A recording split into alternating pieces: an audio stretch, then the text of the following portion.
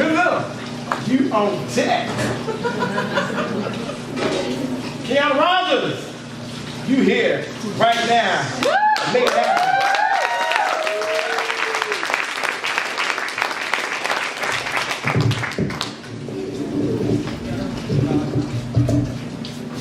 My name is Kenyatta Rogers. I am a black poet. I will not be silent while this nation murders black people. I have a right to be. Gratitude by Cornelius, Eady. I'm here to tell you an old story.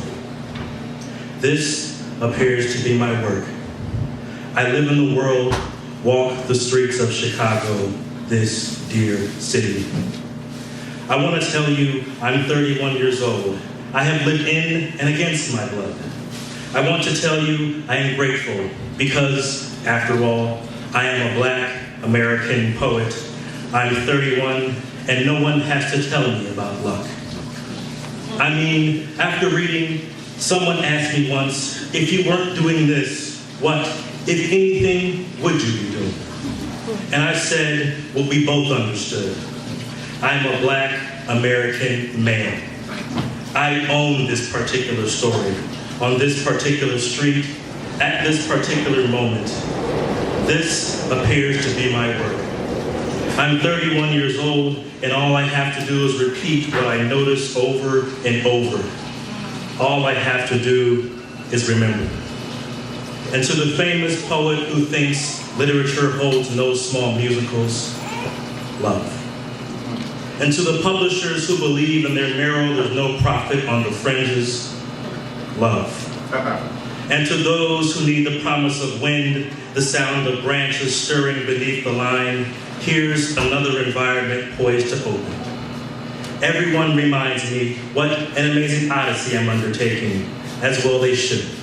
After all, I'm a black American poet, and my greatest weakness is an inability to sustain rage. Who knows what'll happen next? This appears to be one for the books. If you train your ears for what's unstated beneath the congratulation, that silence is my story. The pure celebration and shock of my face defying its gravity.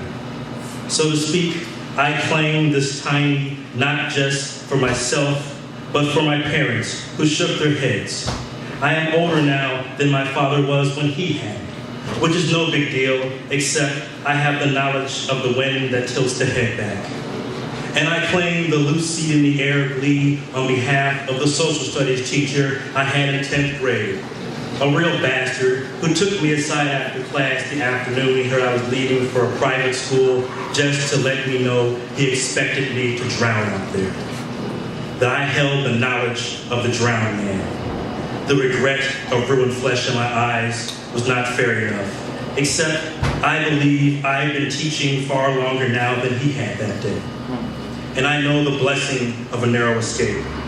And I claim this rooster pulled down morning glee on behalf of anyone who saw me coming and said yes.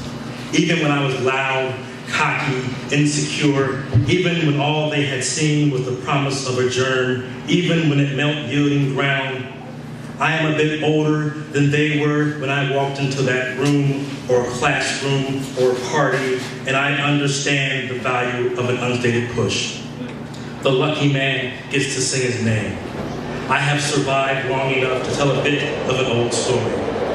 And to those who defend poetry against all foreign tongues, love. And to those who believe a drop clause signifies encroachment, love. And to the bullies who need the musty air of the clubhouse all to themselves, I am a brick in a house that is being built around your house. I'm 31 years old, a black American poet. Nearly all the things that weren't supposed to occur have happened anyways. And I have a natural inability to sustain rage, despite the evidence. I have proof and a job that comes assembled to me as breathing.